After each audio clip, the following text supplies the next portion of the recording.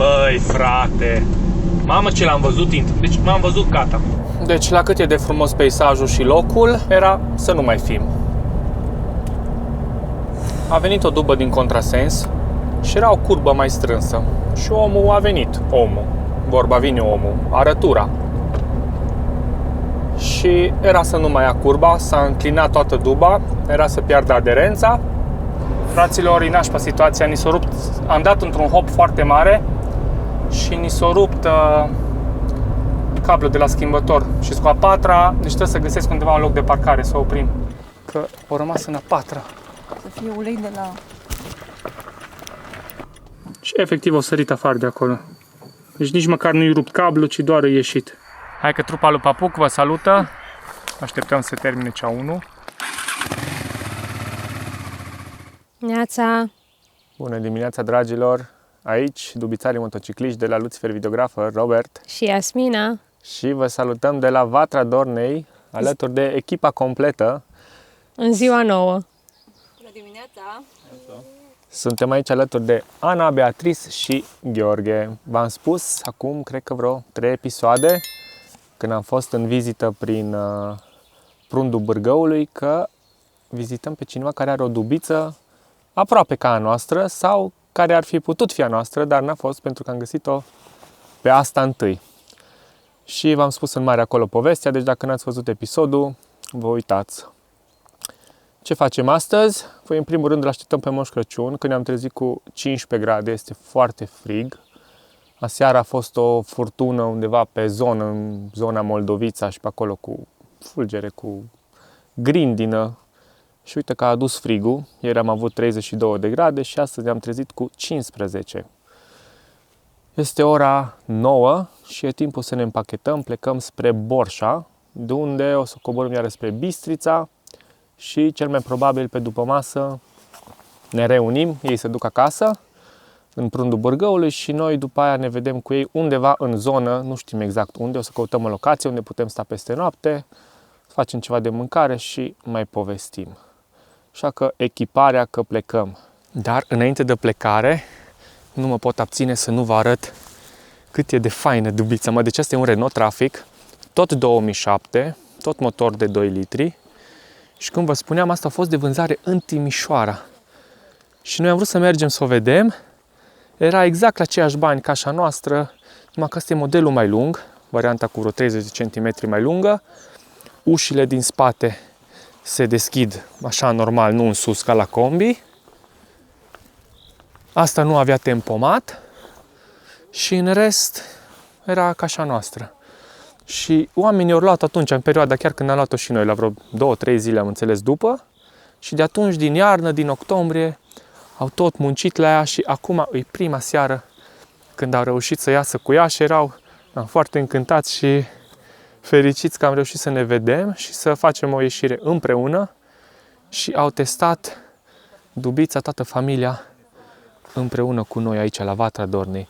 Uitați ce frumos a făcut patul. Aici se mai extinde, asta îl trage afară și iasă până aici, ca să poată să doarmă 3 persoane. Aici și-au cumpărat un frigider de la Vevor, cel de 22 de litri. Aici și-au făcut un dulăpior. Au capitonat. Au pus o aerisire din asta de 28 pe 28 de centimetri. Au făcut foarte fain și aici lateralele. Material foarte fain. Cu parchet pe jos. Aici au tot felul de compartimente din astea drăguțe pentru haine. Și-au pus perdeluțe, lumini. Iar aici în spate și-au făcut, cum am vrut și noi inițial, dar am renunțat la idee, pe șine. Să poată să pună aragazul, butelia și tot felul de accesorii din astea. Uitați ce fain arată cu farfurii. Aici poți să-ți pui supe și tot felul. Dincoace și-au făcut un pic instalație electrică, nu are decât pentru lumini, are o baterie de 100 de amperi pe AGM, sistemul ăla de încărcare de la Vevor, cei pe bateria mașinii, după ce se încarcă bateria mașinii full, se trece și încarcă și bateria asta. Aici unde e cârligul, Și am mai tras intrare de la priză 220 de volți și vine aici. Foarte, foarte fain. Și asta, cum ziceam, e pe șină. Și ne-am vrut așa, dar am renunțat la idee că am zis că nu vrem să facem tip mobilier. Și uite ce frumos arată. Și gata. Cu perdeluțe. Uite ce fain. Practic. Chiar frumos, frumos. Au făcut-o toată, au fost la vopsit pe sub, au desfăcut tot, fiecare piesă. Și-au gresat, au verificat, au tot. E țiplă mașina acum. Foarte, foarte faină. Și uite ce șod mi se le văd așa în paralel. Se simte, în interior se simte diferența aia de 35-40 de centimetri, cam atât, deci de aici, cam pe aici așa. E diferența. Că aici îți dai seama în spate. În mod normal, cât e distanța asta, ei au încă o dată la fel. La noi aici e mai scurt. Foarte fain că ne-am văzut cu ei și că am aflat povestea. Uite ce loc superb. Aici am stat 3 nopți, dar e timpul să plecăm. Ei pleacă primii și după aia plecăm și noi curând. Păi, dar ce fain arată! Superb, au făcut-o foarte, foarte fain. Ne-am pornit la drum, suntem deja în parcare la Lidl, aici jos în Vatra Dornei. Și ieri, ce am făcut? Am cumpărat Iasmina un breloc din ăsta cu Opel. Și am zis că dacă tot ne revedem cu oamenii diseară, mergem să luăm unul cu Renault. Să aibă amintire de la noi. Și aici sunt gherete din astea de suveniruri. Uitați ce sumbru e azi față de ziua de ieri. Dar e mult mai ok ca temperatură. Ia, uite câte îs. Uite, Renault. Renault și ce, Dar ce cu culoare? verde sau cu maro? Nu știu, pe Renault este și altă culoare sau verdele Aveți ăla? așa maro? Fie tot așa? Da, uite aici, ăsta e. Uite. Uite. 1, 6. Iasmina e la cafeaua numărul 2 și uitați ce am găsit. Un breloc și magnet cu veveriță și cu Vatra Dornei. Așa o să știe că aici ne-am văzut cum ar veni prima oară, prima noapte cu Dubița. Imediat ieșim din Vatra Dornei și trebuie să găsim un izvor undeva chiar aici la ieșire, la 12-13 km, am zis, de la locația noastră, undeva pe dreapta. Am văzut acum 2-3 zile că era un izvor și vrem să ne umplem tot, că am golit stocul de apă. Avem un camion oprit, dar avem și noi loc, uite așa. Cumva. Să cărăm noi bidoanele, nu-i problemă. Uite, chiar aici pe marginea drumului. Uite ce debit fain are. Și nu aruncați gunoaie, că luați amendă. Foarte bine. Și ne-am pornit din nou la drum. Am umplut toate sticlele, ne-am făcut Plinul. da. Și mergem mai departe spre Borșa. Și tot am probleme cu semnalizarea de la remorcă pe partea dreaptă, cu contactul de la acea mufă, brichetă, cum îi zice, la ăla ce e unul în altul, că eu am de la 7 pin la 11. Și pinul de semnalizare dreaptă nu face contact, tot îl mai bâzăie, îl mai îndoie, îl mai asta, dar nu, ceva nu-i place. Vrem. Să găsesc o variantă acolo mai bună. E super fain drumul, virajat. Uite, acum intrăm în Valea Stânii, în drumul nostru spre Borșa. E ora 11 și avem 16 grade. Uai, ce bine e față de ziua de ieri. Da, e perfect. Mai un pic și trecem în județul Maramureș. Da, și mai un pic și o să începem și urcările.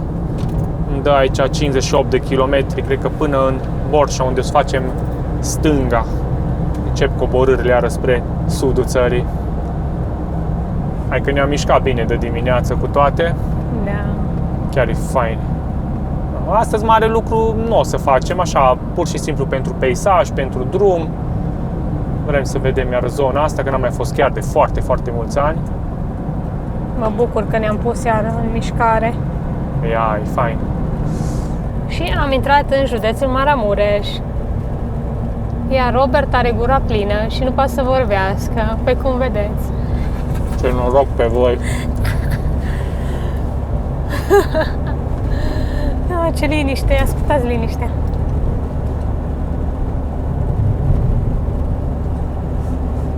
Deci, la cât e de frumos peisajul și locul, era să nu mai fim. A venit o dubă din contrasens, o dubă albă, toată coaptă, toată ruginită. Și era o curbă mai strânsă. Și omul a venit, vorba vine omul, arătura. Și era să nu mai ia curba, s-a înclinat toată duba, era să piardă aderența. Și eu deja mi-am văzut cam jumate din viață în fața ochilor. Și la limită ne-a ocolit, a trecut pe lângă.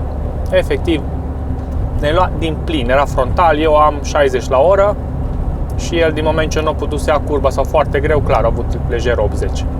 Și dacă ne întâlneam 60 cu 80, fain eram. Da. Cum zic, frumoasă România, da, păcat că e locuită. Te expui la riscuri mult prea mari să fii toată ziua pe drumuri. Din cauza lui ratați din ăștia. Exact așa am pățit și când am fost în Norvegia, am trecut toată Europa încolo spre Norvegia, n-am avut nimic fix în Szeged, la o doamnă. No. Am pățit-o. Și aia, și plus când am intrat în România, când am intrat în Arad, da. Am zis că s-a sfârșit lumea. Deci zici că era ultima zi pe planetă în care puteai să circul cu mașina, toată lumea grăbită, să înghesuie, să bagă. Da, un pic ne doare stomacul. Da, și ne ziceți că de ce era vrem de vreme. Austria, vrem Norvegia, vrem... Da. Hai de viața mea. Băi, dar urât momentul, urât. Hai de viața mea. Am fost să iau niște stickere, să lipim pe mașinuță și pe motor. Și eu am oprit, uite, filmează ecranul, că oricum o să pun și video imediat. Am copiat de pe camera de bord momentul. Uite aici când vine dubița și se înclină și abia ia curba. Băi, frate, mamă ce l-am văzut, deci l-am văzut gata. Ai văzut? No. Vă las acum secvența să ruleze pe ecran. Probabil că în video nu vedeți, dar crede-mă real când ai văzut cum s-a înclinat duba aia și a venit. Da, un moment urât. Ce faci de pliba aia?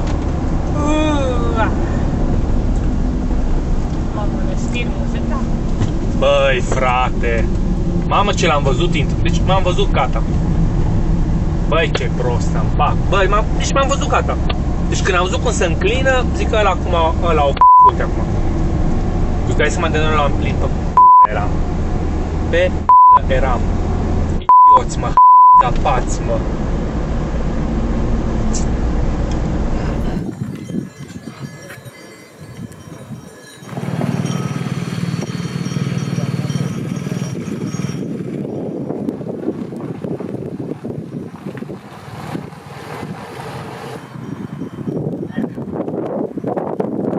Sus pe pasul Prislop, cota 1416, parcă scrie acolo. Am început coborârea de pe Prislop. După aia am văzut că undeva la 1416 metri sau ceva de genul pasul. Deci e destul de ok. Ia ce faine scurbele de pe coborâre. Uai, ce bine arată. Drumul e bunicel. Cu denivelări, mai găsești câte o groapă. Per total e fain. îi place și la Transalp, acolo pe remorcă, pe curbele astea. Să-l bate vântul în freză. Am intrat în stațiunea Borșa. Și mai avem 12 km și ajungem la un Lidl, ce l-am mai selectat noi. Am zis că poate ne mai facem mici cumpărături. Uitați acolo în stânga e Pârtia, sus pe munte. Acolo sus. S-a mai încălzit afară, deja 21 de grade aici. Aici ce face ăla? Nu știm ce face omul.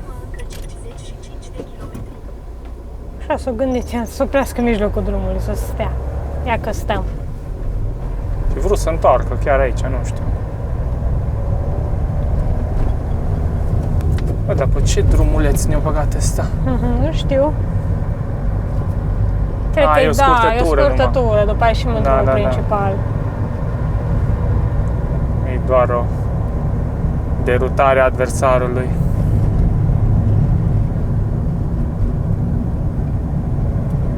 Ideea e că mai avem 115 km, 2 ore de mers. Până acolo undeva sub Bistrița, v-am zis, nu știu exact acum localitatea, ceva baltă și pare un loc din ăsta unde poți să campezi. Când intri pe hartă apar și poze cu camperi acolo. Fiind sâmbătă, sperăm să fie și liber. Și ne întâlnim din nou cu Ana, Gheorghe și Beatrice. Cum am vorbit cu ei, au zis că ei cumpără de mâncare ceva. Da. Noi ne-am mai luat din Lidl să avem pentru următoarele zile, măcar așa următoarele 2 zile, ceva de ronțăit. Uite, aici e drumul principal. Uite aici avem niște curbe. Faine. Și mai trecem ceva pas aici. Am avut niște urcări. Tot cu a doua am putut numai urca. Am trecut de Săcel.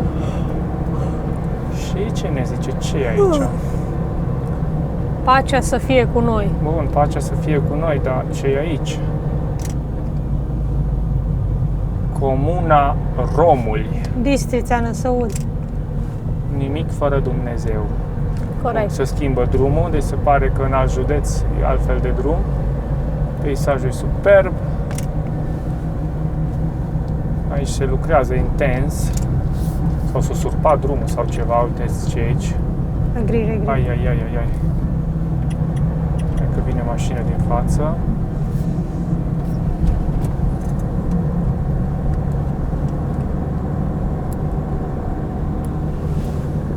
Urmează iarăși o coborâre faină pe aici pe dealuri. Hai că e frumos.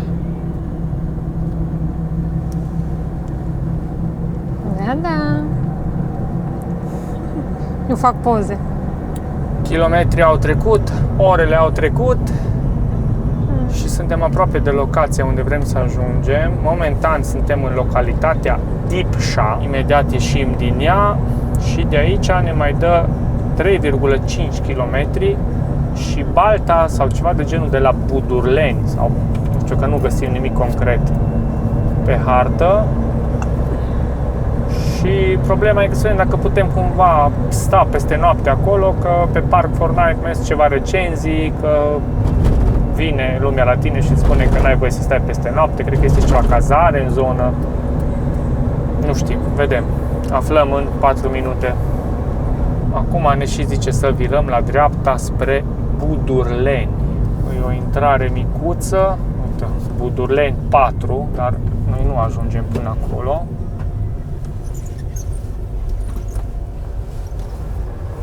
Suntem pe Valea Dipșei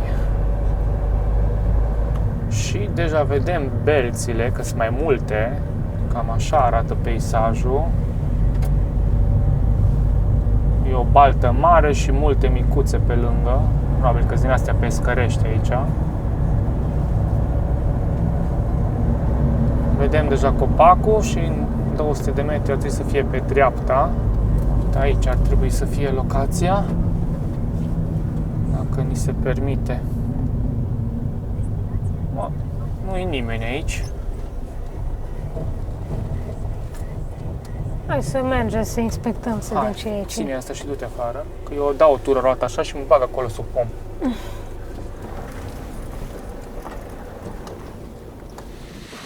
Au ajuns și ei, așteptăm înjurăturile. Aici e extrem de cald, aici nu poți să stai, aici mori. 33 de grade.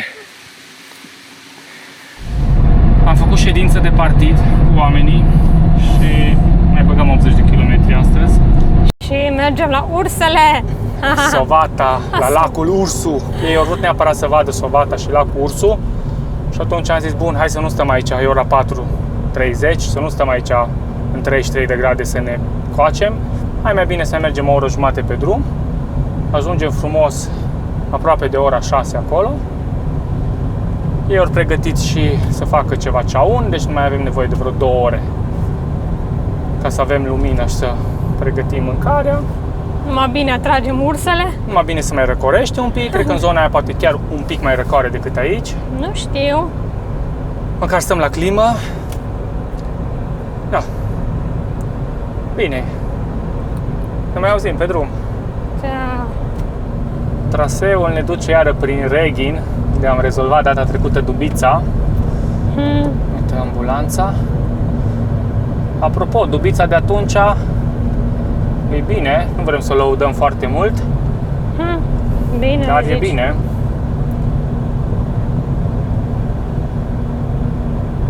Dar mai avem până la Reghin. Mă ziceam ca idee că traseul Bistrița, Reghin, Sovata. Tocmai ce am intrat în județul Mureș. Dar afară tot cald e și aici. Tot peste 30 de grade. E bec, e fain. E fain, mă, e fain. Suntem foarte aproape de Sovata, la 10 km. Și s-a uitat Iasmina pe hartă și a găsit un loc pe Camp for Night undeva. Parcare. La 3 km de aici. Deci cum ar veni la vreo 7 km de Sovata, undeva pe dreapta. O intrare așa de pe drum, cu ceva apă, cu umbră. Oricum temperatura e mai bună aici, o scăzut la 28 de la 31 cât am venit până acum 10 minute. Deci zona e un pic mai bună, mai prietenoasă. Sai, de cap o strească să o opresc forțat, o fi nașpa. Fraților, e nașpa situația, ni s-a rupt, am dat într-un hop foarte mare și ni s-a rupt cablul de la schimbător. Și cu a patra, deci trebuie să găsesc undeva un loc de parcare, să oprim. E într-un kilometru și 200 ăla. Da, mai să vedem. Să găsim loc de parcare, mi-e cel mai important. Că eu trebuiască să fiu probabil ridicat, tractat, să vină mecanic să vadă de el. Deci cel mai bine undeva Pe acolo, în dacă localitate. am găsit. Da, dar nu știu ce e ca locație. Deci s-a rupt cablu. E scos din viteză, uite-te, e înțepenit. Fai de capul nostru, nu. V-am zis că să nu lăudăm prea mult Dubițul. Acolo, când am dat în hopul ăla, dar bine că merge, deci e clar, e cablu. Cablu de la schimbător. 500 de metri. Hai de pui mei. Deci dacă opresc, nu mai pot să plec. Hai de pui mei. Dacă opresc, nu mai pot să plec. Undeva arată, dar aici e jos. Fac, aici e jos, nu poți. Aici era. Aici era? Cred că da. Băgame-și picioarele acum. O împingem înapoi. Stai să cobor. Na, dragilor, mult am lăudat Dubița și, lasă ca așa. de obicei, trebuie să facă figuri. Hai să întoarcem Asta roata. e. Îi punem o piatră ceva? Sau? Am eu din alea dacă o să fie la un moment dat. Că nu e, la vază. Mai să vedem unde putem băga mașină. Cred că... Pe mult nu puteam împinge. Păi mult nu, da, zi. Da. Aici. No, ce să facem? Pățănii, ai văzut? Uite și aici undeva dacă e cumva. Nu o scot king, asta te trag. Nu știu, putem încerca și varianta aia dacă... Nu știu că suntem în pantă, vedem dacă putem. Problema Dar e că noi- cineva trebuie să stea pe Dar noi picior pe trebuie să ambreiaj. sunăm la ăia pentru că avem asigurare. Ați Da. vine Dar numai mașină prima oară care trebuie să îți vedem ce repară. îi. Numai prima oară trebuie să vedem ce îi. No, eu are din cum. păcate Da. știu că nu trebuia să rămân eu aici, dar Petru. cineva trebuie să țină Clima, cu e piciorul pe clima, e ambreiaj. clima.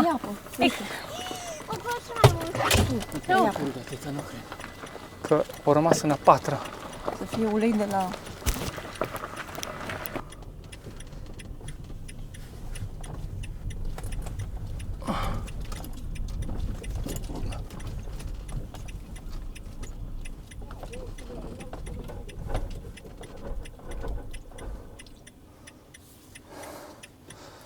Gata. Oh, na, mulți. Na, mulțam colegii. Ce-a rămas acolo? Apă, ceva, dar nu... Nu, e asta, e clima. Ai prea mult. E clima! Aici, să vezi cât e curs. Să vedem ce putem să facem. Noi de aici că suntem parcați, avem cât de cât mâncare. Suntem oarecum aproape de una de alta. Când dau jos contactul.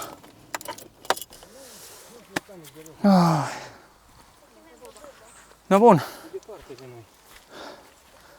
Aici putem dormi acum, așa cum stăm, e ok. E bine. No, hai că am desfăcut aici tot plasticul ăsta. Șurubelele astea. Și Care mecanici ne plastic? facem. Uite așa. No, ce e aici?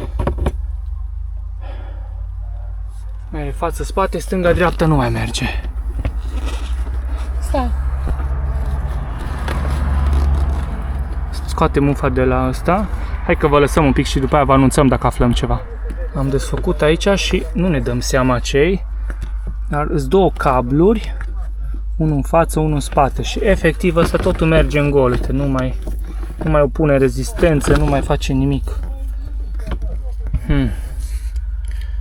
Vedem la ce rezultate ajungem, încercăm să dăm de niște mecanici, prima oară să vorbim și după aia dacă aflăm cauza, azi fiind sâmbătă, să sunăm la cei de la A24 unde avem asigurare rutieră, ne-am făcut pe un an, măcar să știm să le zicem, bă, uite, e cablu sau ce îi și am înțeles că există și depanare pe loc, poate să vină cu piesa, vedem, vă ținem la curent cum evoluează lucrurile.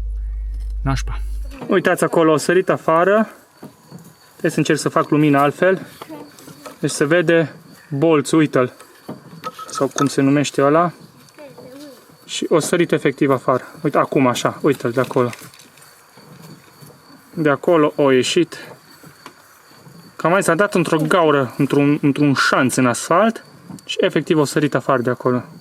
Deci nici măcar nu-i rupt cablu, ci doar a ieșit. Hai că a sunat Gheorghe pe tatălui, că tatălui a refăcut toată mașina și ce o meșterit pe acolo, să pricepe omul și eu da câteva sfaturi, eu până mă chinuiam aici să filmez, zice, stai mă că imediat rezolvăm. Și am băgat acolo mâna, v-am arătat la ce mișca. E o bilă. Și acum am împins-o înapoi și acum merge tot iar. Întâia, a doua, toate merg. Dar ideea e că piesa aia va trebui înlocuită, că e clar, e capul ăla de bilă sau ce e acolo, care s-o ros, s-o ruginit, s-o ros, s-o mâncat și oricând o să mai poată să sară acum afară. Să sperăm că ne mai putem acum continua drumul, în caz de mai sare știm ce-i de făcut. Se mai întâmplă. Până eu m-am chinuit cu mașina, de aici fetele lucră la cartofi, legume, se pregătește minicea 1. Uite ce fain. Hai la spălat cu ele. Aici între timp, uite, Gheorghe s-a apucat de foc. Deja fumegă, ia să fuma, e bine. Semn că arde. Transalpul momentan l-am parcat aici în iarbă, că n-am știut dacă o să rămânem sau nu. Auzi acolo cum sfârâie.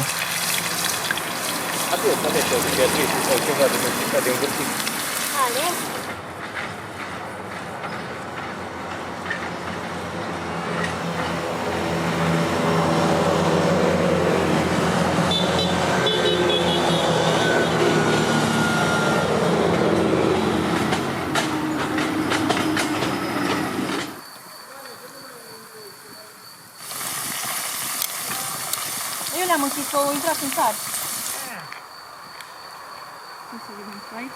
Felul 1, sau desertul, cum îi zic eu, este gata. Cartofii cu șunculiță sau clisuță, nu clisuță, clisuță e altceva. Hai, poftă mare, gagicile. Mulțumim! Aici în spate, în culise, s-a început cea 1, s-au pus lucrurile la călit.